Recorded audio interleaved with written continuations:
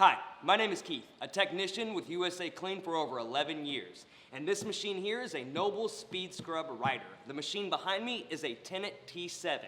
Now in this video series, we're going to show you tips and tricks that will either work for the Noble Speed Scrub Rider or the Tennant T7 to help minimize the cost and need of sending a service tech. Okay, so now we are going to replace your pads, pad driver, or pad holder. So here's how we do this. Take the pin out of the guard block, open your guard block, grab your skirt retainer, pop it open. Now underneath here, what you want to do is rotate your pad driver until you can find the clips that's holding your pad driver to the gimbal. There they go.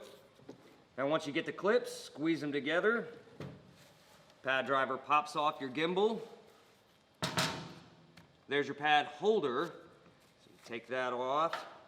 Now, remove your pad. If you need to replace your pad holder, what you're gonna do is you're gonna get both the bottom and the top of the pad holder.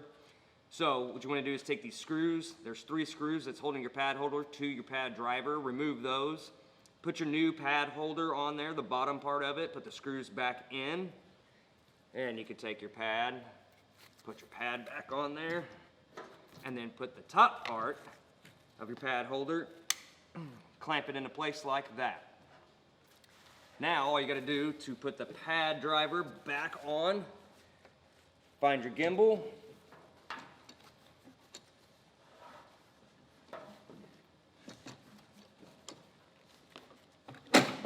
and it just pops on like that. Now, real quick tip, if you go one side and the other, it makes it a lot easier.